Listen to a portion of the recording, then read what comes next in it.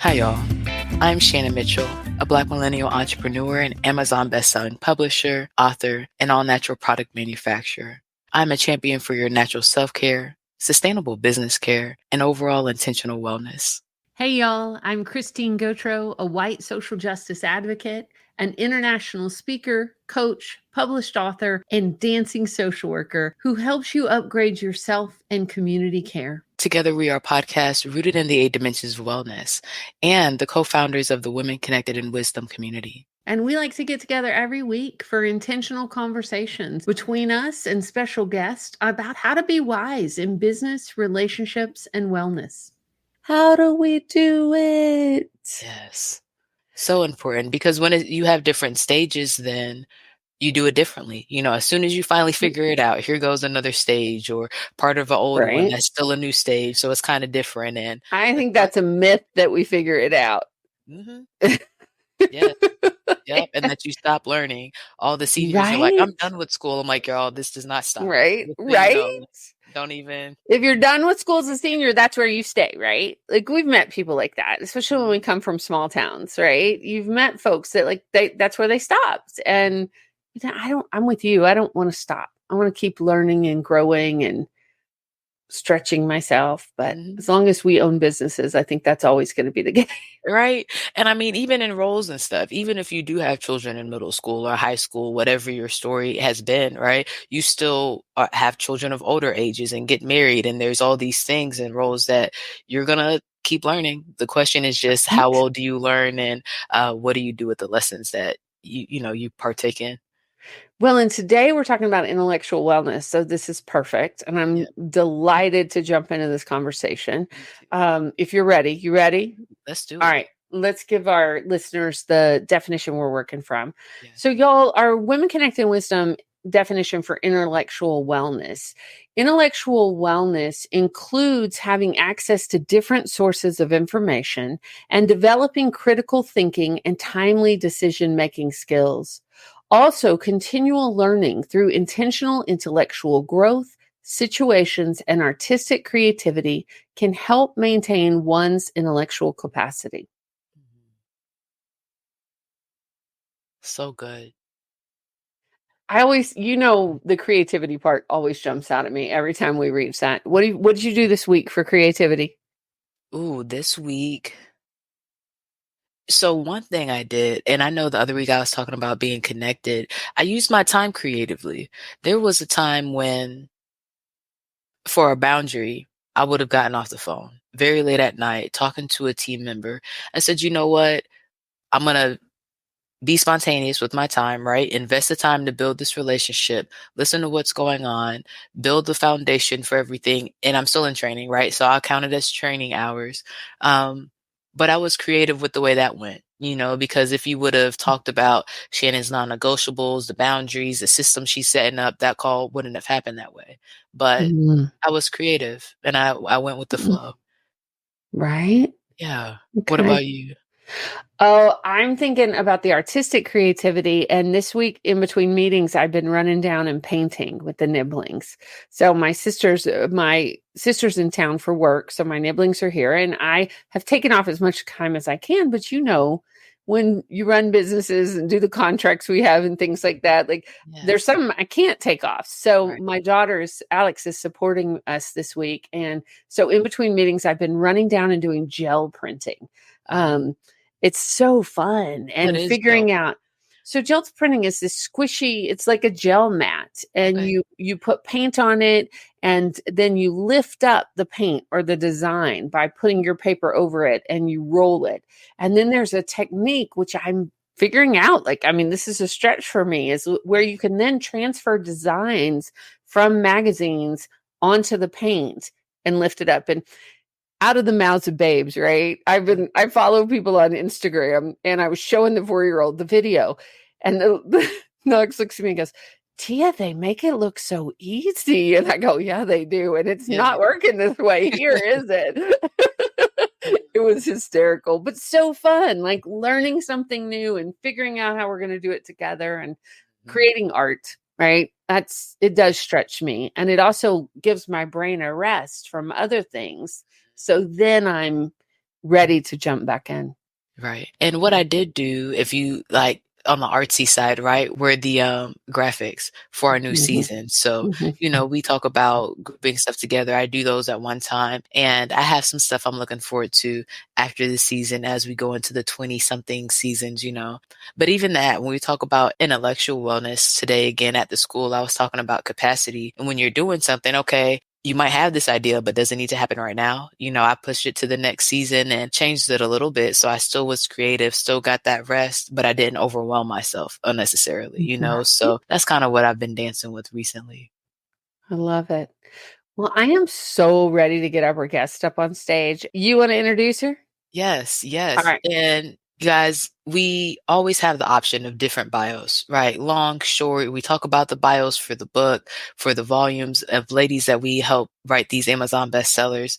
But today, I'm not going to read through all of it. But if you're interested in what we're talking about, which I know all of our listeners and guests who download the podcast are, I want you to go back and read Kate Arm's whole bio, okay? Because her certifications, all the work that she has put in is in here, but I'm going to read the top part so that we can spend the majority of the time in our conversation. Okay. Kate Arms has been helping smart and sensitive people thrive since 1984. When she realized she could turn the lonely outlier kids in her middle school into a group of friends, she has learned through experience that every person has the power to improve the culture of a group with or without formal authority. She specializes in thriving in complexity and helping people manage conflict in healthy ways. As a professional coach, she brings a trauma-informed approach to helping adults who have struggled with anxiety, depression, and trauma, and is committed to gender-aware and gender-inclusive coaching.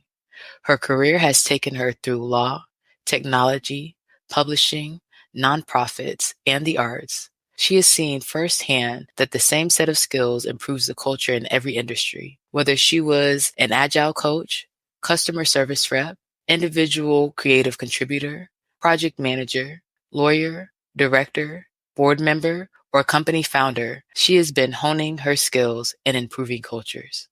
As a leader, she has a reputation for getting exceptional performance out of her direct reports, delivering quality results with limited resources, and creating engaged teams that have fun through the process of working hard and delivering excellence. Help us welcome to the stage our expert guest, Kate Arms.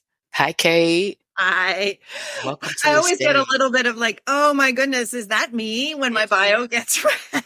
Yes, yes. And like I said, I invite the listeners to go listen to the rest of it because it's worth it. Thank you so much for the work that you do. Well, thank you for inviting me to come and talk to you today. Of course. So when we talk about transcending the labels of ADHD and autism, can you tell the listeners a little bit about what you do and where the passion behind your company comes from? Yeah. So the company that is particularly focused on this at the moment is the Neurodiversity Coaching Academy that I founded with a colleague of mine about a year ago. Mm. And we came together because I was working with a lot of people who, if they had diagnoses of ADHD or autism, they weren't talking about them, but I could see the signs of those kinds of neurodiversities in my clients. And Yes. she was working in ADHD specific coaching. And we were talking about the limitations that I was finding in some of my teachings and coachings and my coach training that wasn't really diversity inclusive in the space where people weren't talking about it. And then she was talking about how in ADHD coaching, there's a bunch of stuff that the wider coaching community can handle that is, it's able to be more transformative and more positive than a lot of the ADHD coaching, which is how do we help people cope with having ADHD rather than how do we help people who happen to have this diagnosis have a great life or have a great career. And so we came together and we were like, what are the places where the labels help and what are the places where the labels don't help? And how can coaching in a way that acknowledges the characteristics and the nervous system functionality Mhm. that lead to these diagnoses, what if we can coach in a way that acknowledges that reality but isn't stuck on the labels? Can we do more? And the answer that we've come to is yes. Mm. Gladly. Right, gladly. And again, so thankful for your work. And it makes sense what you're talking about, the difference between, I would say, the inside and the outside perspective, right? So how would you, I'll say it this way. Can you speak more to when you say the label hurts and when you feel like it helps? Yeah. So for most people, the journey through getting a label and then sort of figuring out what that means starts by people saying, like, this is weird about you, or this Yeah. is odd, or maybe even wrong about you. Something's not right. Mhm. And that sense of something's wrong, when you get a label, if you get a diagnosis, you could put a finger on it and go, okay, now I have something to understand myself with. Now I have a way of actually wrestling with this in a way that's more nuanced, that gives me a sense of there are other people like me. And there are things that people know about how to make life easier if you're like me. Right. And then there's this piece of activism that's very, very common right now, which is, let's not talk about this as a disability. Let's talk about this as a set of characteristics, some of which make navigating the world harder. And some of them the world makes harder than it has to be because of how Right. the world is designed, in this sort of interesting advocacy piece. Mhm. And there's a place that people sometimes, and this is a place that Tracy and I are really helping people get to when we can, that actually goes beyond that a little bit, that actually is like, this is part of who I am, but it's not all of who I am. Right. And sometimes in those places, people actually drop the labels and stop identifying with the labels as a sense of who they are, because those labels came out of a history of telling people what was wrong with them and analyzing what was wrong with people. And so sometimes to actually go, okay, I'm just a complete person and I have these characteristics which sometimes make life hard and sometimes make life easy. Right. That getting beyond the label is sometimes helpful for people. Thank you so much for that. I love it. Kate, I'm so excited about this conversation. As someone who was diagnosed with ADHD when I think I was 19 in college, but also in my coaching, like have coached so many folks on the spectrum, right? Because they came to me because they knew I could relate and understand. So I am so excited about the work you're doing with other coaches, right? Because I've found over the years a lot of things that are our superpowers, or like it's just a tweak, right? It's a tweak for the systems as they're currently set up to say, okay, if you tweak it this way, like we do great, right? So I'm curious about, in this coaching academy that you're doing, like, we love first of all on this podcast, authentic stories and resources, right? Yes. So like if somebody's listening to this podcast and they do identify as someone with ADHD or autism or somewhere on the spectrum, or has a kiddo that does, right? When you think about tools that you're teaching coaches for their clients, is there something you can share that parents or people themselves might be able to use? Yeah. So one of the things that's really, really common in sort of ADHD specific coaching, or autism specific coaching, or dyslexia specific coaching, or something that's specifically in there, is a lot of tools, a lot of very specific, like try this tool, do this tool, do this tool. And parents or people who are in their lives who are looking at tools often go through a very long process of trying a tool and it doesn't work, and trying a tool and it doesn't work, and trying a tool and it doesn't work. And then they find something that a part of works and they're really grateful for it. So I sort of flip that on its head. And I say the fundamental principle that coaching in the neurodiversity inclusive space depends on is assuming that people think and process sensory input in such different ways that when we try and guess what's going on in somebody else's head and how they're processing and what they mean when they say something, or whether something feels hot or cold or loud to them, that we are wrong more often than we are right. Mm. Mm. So we have to actually get really curious about the ways in which we are misunderstanding people left, right, and center. Mm-hmm. Mm. So I heard you saying that, get curious. Get curious. Get curious about what other people are thinking or what's happening for them. Yeah. Yeah. And it's not just about what other people are thinking and what's happening for them. It's also, what are the assumptions that I'm making about, like, when I see that behavior? If I did that behavior, it would probably come from this source. What assumptions am I now making about somebody else because I'm seeing a behavior that might come from a really different place if I did it? Right. Oh, that's a good thing. Mm-hmm. Well, I also, what's bubbling up for me as you say that too, is especially recently, like when people find out I have ADHD, or if I say something related to it, they're like, oh yeah, I have that too. Like, because the way the world is kind of set up right now with technology, with, Instagram bites, with reels, like, it is, a lot of people have short attention spans, right? And so we don't know, like, used to, I mean, when you think about back when we were growing up, right? Most of the time it was young boys who got diagnosed, who couldn't sit still, who were in trouble all the time. Part of the reason I didn't get a diagnosis until I was in college was because I was a teacher's kid and I behaved.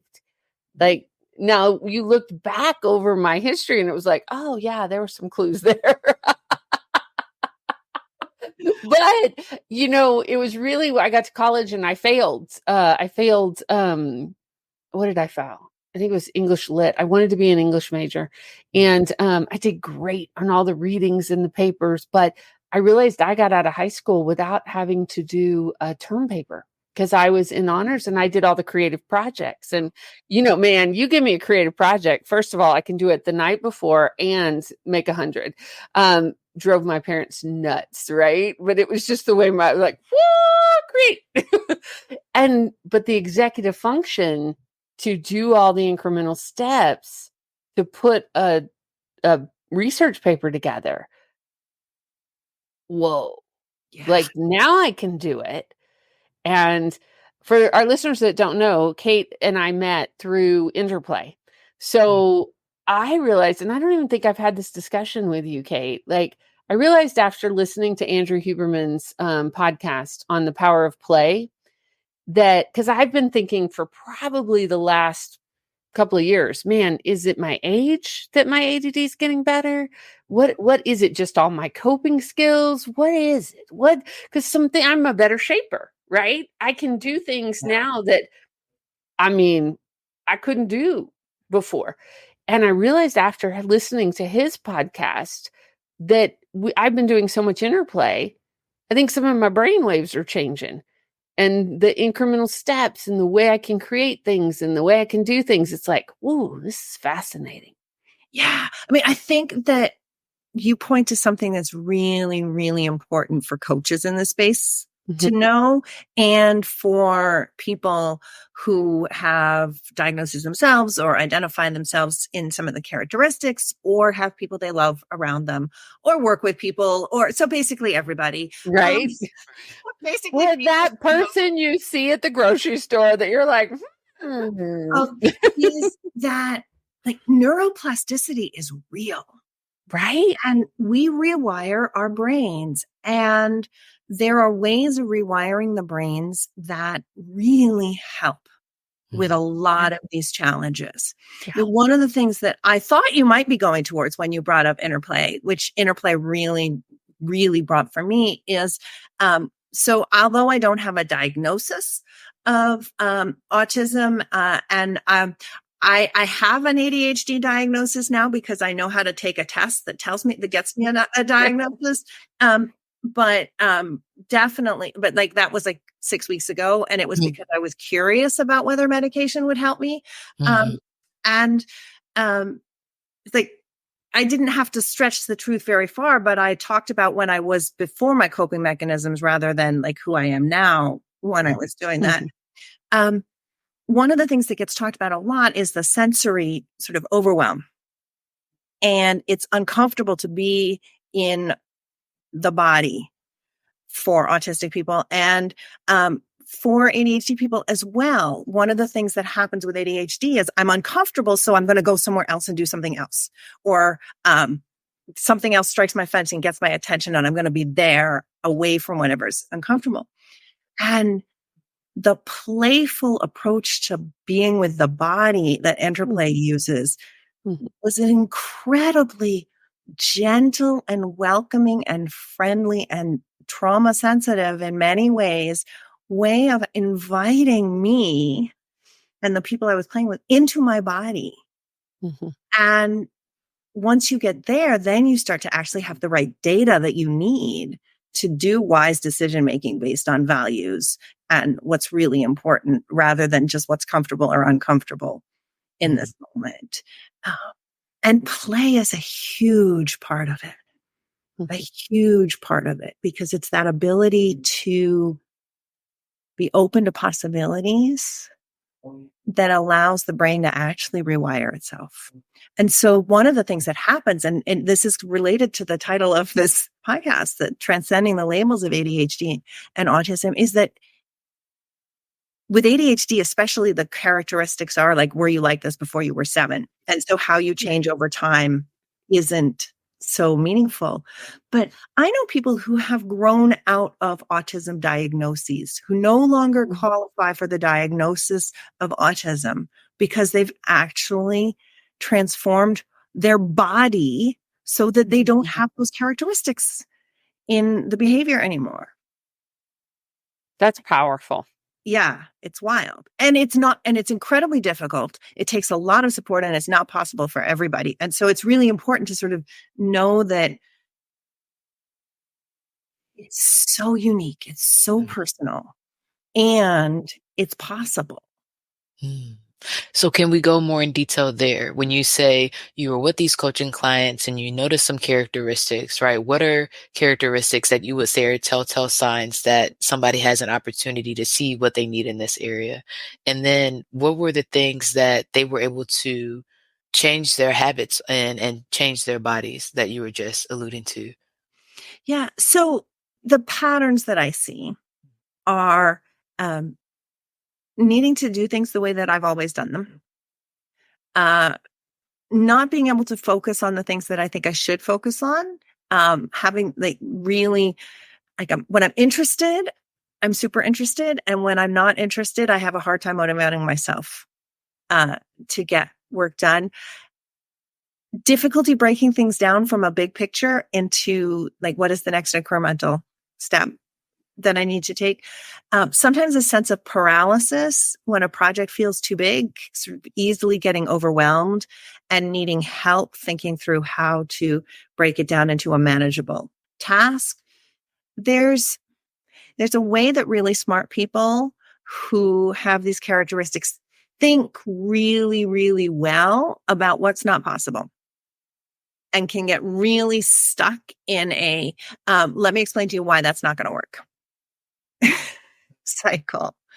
And some of it is behavior, or some of it is some of the time management. Like I don't put things in my calendar enough, and I have to actually build the discipline and the practice of making sure that if I call myself from my car and leave myself a voicemail on my landline, which I used to do, and now I don't do it anymore because I leave a voice memo on my phone, but that needs to actually get into my calendar. Like connecting the dots there. And so some of what coaches can help people do is that sort of tactical stuff.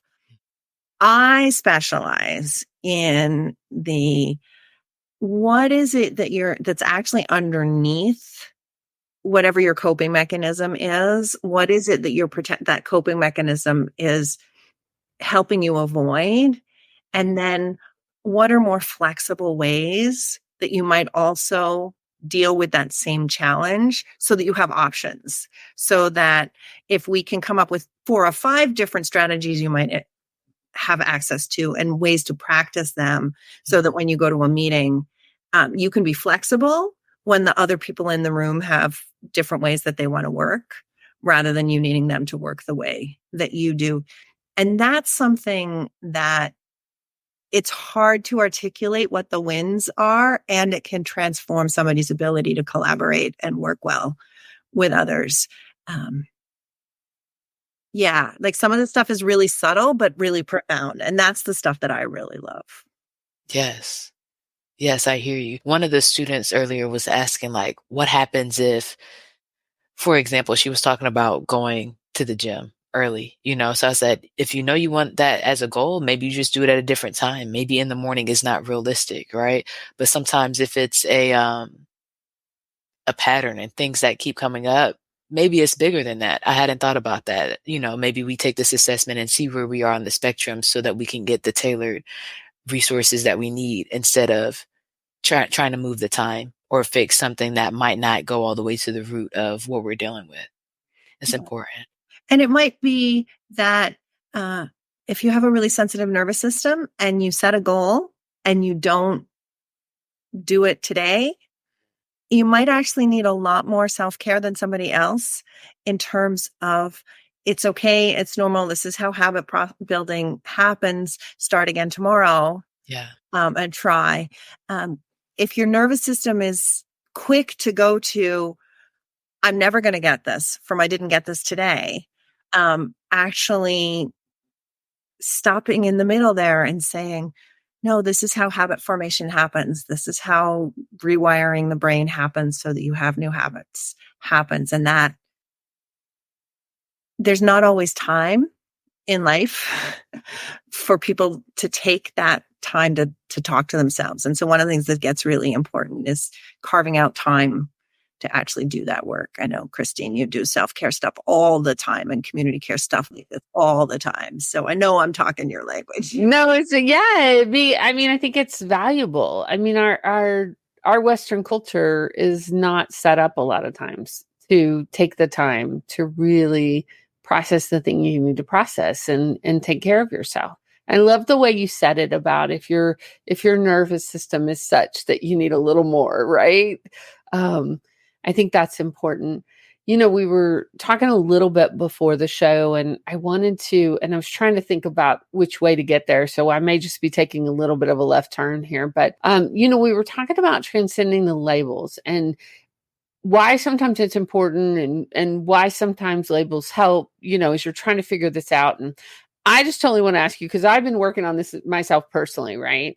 For years, I didn't talk about having ADHD, because it was something that was like what you were saying when you just came on about, it was what was wrong with you, right? Like I was too impulsive. I talked too much. I interrupted people. I can give you the list of things I got in trouble for in school and still get in trouble for sometimes if I'm not really grounded, right? Mm-hmm. So, I was thinking about our discussion about how we were talking about how do we get our needs met, right?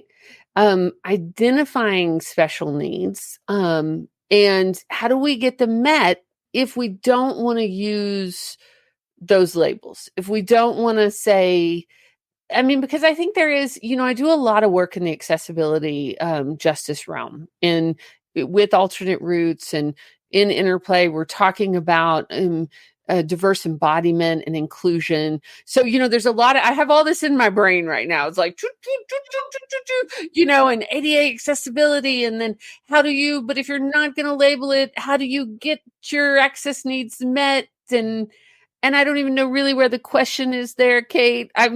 All this is swirling. And I think that part of the challenge is that so much depends on the size of the community that is involved when you're trying to get your access needs met. Mm-hmm. In a small group, it is really, really powerful to normalize.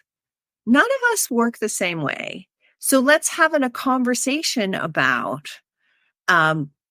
what are you sensitive to that we should be making like what is each of us sensitive to that makes it hard for us to work? What are the conditions under which each of us work best? And how can we build a system that we're going to use when we work together that has elements that bring out the best of us as a collective? And that, if you can normalize that, then you can have conversations where people bring up whatever it is that their access needs are. And hey, y'all, this is a great place to take a break, take a deep breath, and hear from our awesome sponsors that make Women Connected in Wisdom podcast possible.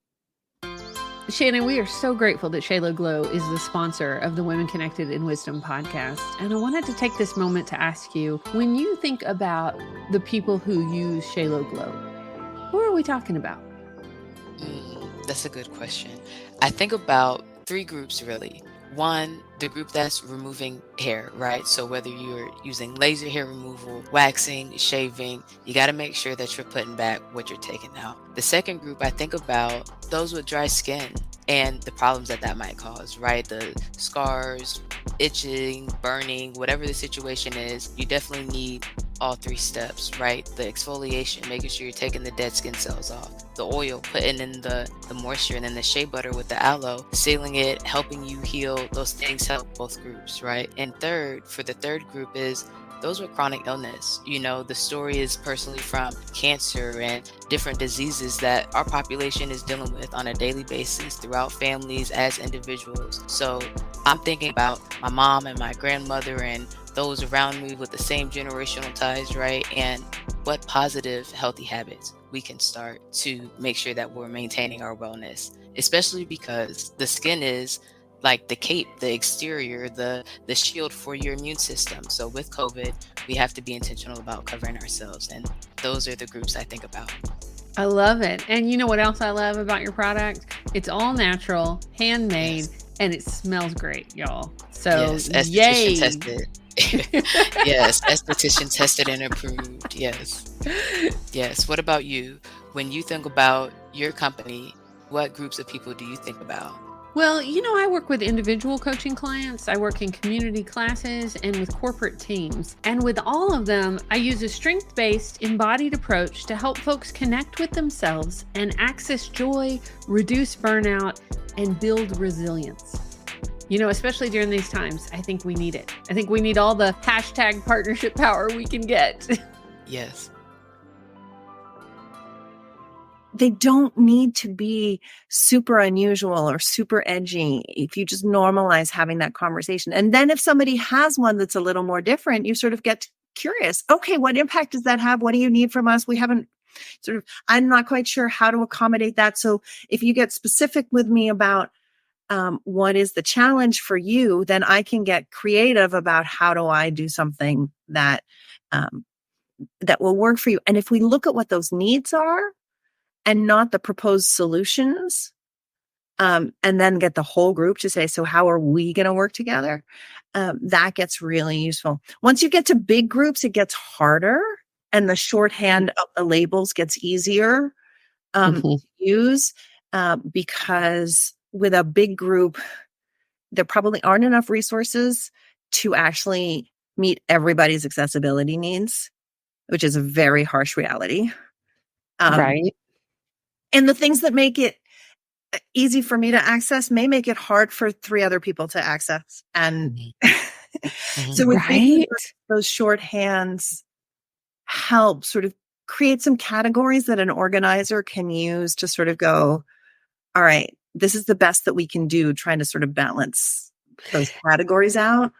It's so interesting that you said that because I was at dinner with one of my sister's colleagues the other day, and it was kind of tongue in cheek and joking about it, but basically said stereotypes save time sometimes, which I was like, you know, of course I'm ruffled as my social justice person, but it's like what you were saying, like if you know or have a general idea, like when somebody says, oh, this person has ADHD, you kind of most people nowadays know, okay, what does that mean, right? They may not know how to meet those needs, right? Especially if they haven't worked with somebody like that before.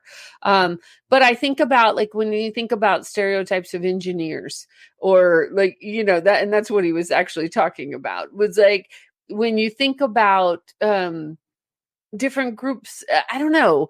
It's just interesting and I wanted you to define, what would you consider a large group or a small group? So once you start to get above somewhere in the sort of 7 to 15 range, you start to have much more likelihood that access needs are going to sort of conflict.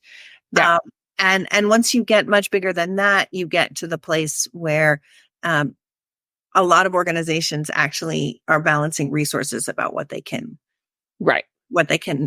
accommodate.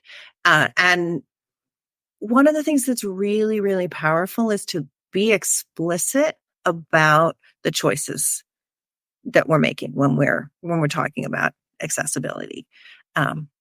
Because to be honest about, we know we're not meeting your need, Mm-hmm. rather than you shouldn't need what you've asked for, is huge. Right. Yeah, it lands completely differently, doesn't it?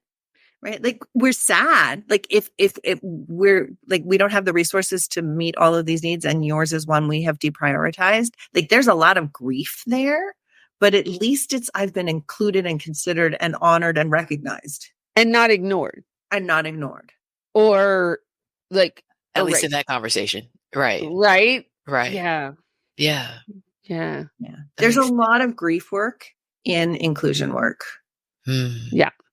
That makes sense. That's a good thing to name too. That's a good thing. So when you think about intellectual wellness, Kate, as we bring all the different things that we have talked about together, what is something that you are doing specifically for yourself, for your wisdom in action this week? So one of the things that I am doing is that I know that I have too many different things on my plate right now. And I get really tired when I have to switch between different kinds of projects. And I know that if I push through that tired, I start making mistakes and I stop thinking well. And so part of what I'm doing is I'm noticing when I hit okay, I am mentally fuzzy now, and then giving myself permission to read a very silly novel. A very silly novel? A very silly novel. Who was your favorite silly author? So the one I'm reading now is a fantasy writer called Stephen Bruce. But I was reading Lewis Carroll 2 weeks ago. And so I like the mix of the classics and the modern writers. Okay. Yeah. A very silly novel. Very silly novel goes a long way for mental rest for me. That makes sense. What about you, Christine? What are you doing for intellectual wellness? Well, I think I'm going to take a page out of something we talked about with the get curious, right? Get curious. Because I have noticed that my oldest daughter and I lately have been like, and we both are on the spectrum. And so just what you said, Kate, I think lately I've been thinking, oh, she's responding that way. That much, like, I'm coming from where I would feel it in my body. Because lately she's been like, Mom, quit asking me that. Like, because I'm reading her wrong. So I just got to get curious and find out what's going on. And I just, I also have to say, Kate, I think you said something today that sparked something in me that has kind of been a joke in my family for years. But I think you were explaining something, and what came up for me was about 9:30, 10 o'clock at night, like, I'm done. And everybody makes a joke about it in my family, like, oh, Christine's done. But I realized, oh, it's because I'm overstimulated from the day. And when I'm done, I'm done. Like, I'm done. Gotta go get in the bathtub. Gotta go read my book. Gotta go. Don't talk to me. Don't look at me. Don't. And I was like, oh, okay. Well, that makes sense. Yeah. Yeah. And like, if you can name that for them, and Right? like if you can make it a joke, like if you can be compassionate about it so that the joke is Right. actually, this is just the way it goes. And I like, mean, we've been joking about it for years in my family, but I really never attached it to my yeah. ADD. Like I Yeah. really never until today in this show. And I'm like, how old? Like, what? Of course that's what it is. I'm uncomfortable because I'm tired. I'm done. Like all the things, right? But it's kind of over the top. That's why it's always funny and a joke. And I've always just been like, oh yeah, that's who I am. Like people who barely know me are like, oh wow, you're done. Oh yeah, I'm done. Yeah. And I'm betting, like you were asking this question earlier about like, what is it that I have done? Like that things are easier. And one of the things Right. that's happened is that you probably notice it's time to rest before you're done more often. Absolutely, I do. It's rare that I get to that point that I'm overdone because but I also have my folks trained so well that if it gets to a certain time, they're like, "You okay?" Like, oh yeah, I'm checking in with myself. I'm good. I can go a little bit longer. But like all my friends know, like, and I don't do business at certain times of day. Like, I'm like, because I can't. It's not that, and I used to when I carried caseloads years ago, and I was 24/7. I would tell my folks, like, if you call after a certain amount of time, tell me your name, your child's name, give me a scenario of the situation. It's not that I don't know you. I just don't function at certain. I need some help getting into like remembering. Orientating myself, right. What you have going on. Yeah. Right. What about you, Shannon? What's your wisdom in action this week? Oh, I think mine is sharing is caring. Sharing is caring. And we talked about intellectual wellness at the high school today, shared our chapter and our books, right? And again, that's where I am leading the staff. It is at the end of my training. So now as a kitchen manager, I'm being more vocal and they're about to meet me as a manager officially because they do not know me yet.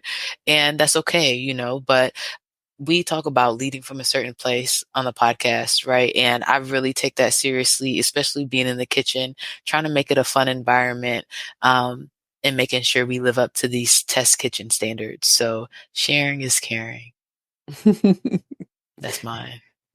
Kate, thank you so much. Thank you for your work in the world. Will you tell folks about your new coaching academy and how they can connect with you before we say goodbye?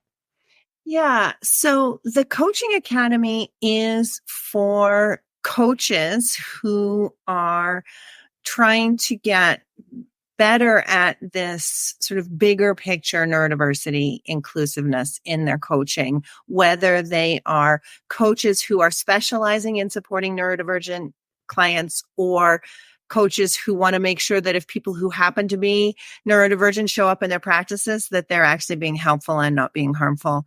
That full spectrum we're trying to help. Right now, we're offering a series of masterclasses once a month. And we are currently at work on a specialization program so that people can get a deeper dive and actually feel like they're confident in this area and are able to sort of talk to their clients and say, yeah, I can handle this. And so people can find us at neurodiversitycoachingacademy.com. And if people want to find me specifically on LinkedIn, I'm Kate Arms. Kate Arms Coach is my handle there. And katearms.com is my personal website.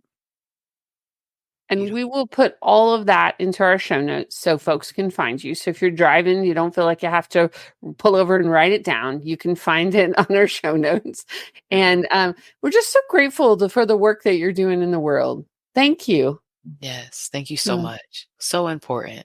You're not crazy. You're not any of these things if you feel like you're noticing things, and I love connecting people to the resources who have done the work, have done the research, and have amazing products that they can tailor to their needs. So more soon. Grateful to be connected. Thank you so much for having me. Absolutely. Thanks, Kate. Have a great night. Oh, beautiful. Good stuff. Good Yeah. stuff. Good stuff. Yeah. Thinking about those, the kids in her middle school class, it's not easy or comfortable when you feel like you're this other person on the outside and you're trying to find stuff that works for you with what you have going on in life, So I Oh, love a middle school's so brutal. I can't tell you how many times I was, yeah, yeah, it's crazy. ugh. No. It is so like it's hard anytime, I think, but especially if you are a little bit outside of the norm, right? But what is norm anyway? Like, I don't know. This is a whole nother conversation. That is a whole nother So, conversation. right? Yeah. All right. Anything we need to lift up or shout out before we close episode 153? I think that my only other question, I guess my question is more for you. Do you have any other resources that have been super helpful and you think that somebody, if they feel like they're on the spectrum or know that they are, could tap into to get the help that they need? Oh, there are so many good resources out there. And what I would say to folks is look around, right? I have some old school resources. The book that literally I feel like saved my life was I'm Not Lazy, Crazy, or Stupid. It is. I discovered it back in college, and it just made the world make sense to me. I mean, it is old school. I think they've updated it recently, but just getting those labels off, and now, like, I follow people on Instagram. Like, there's ADHD magazines. There's people like Kate who do the coaching and her coaching academy.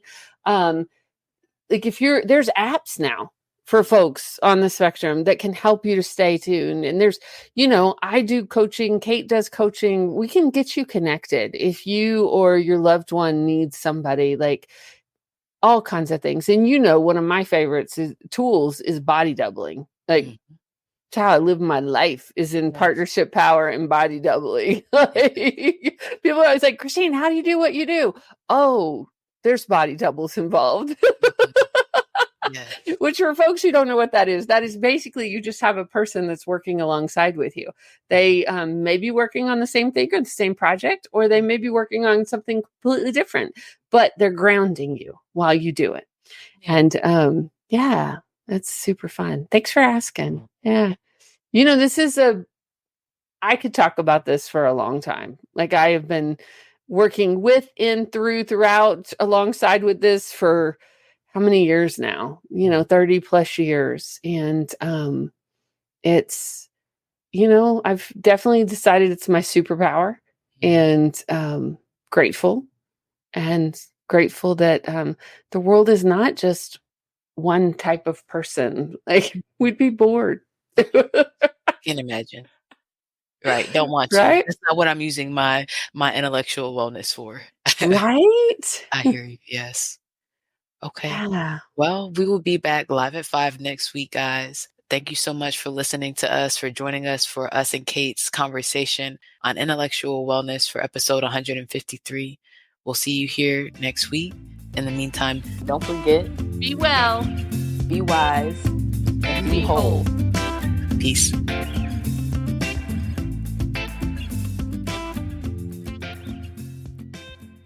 Thanks for listening. This has been the Women Connected in Wisdom podcast. On air live on Wednesdays at 5 p.m. Eastern via Facebook and YouTube. Be sure to like, share, and subscribe. Be part of the conversation and get connected at womenconnectedinwisdom.com.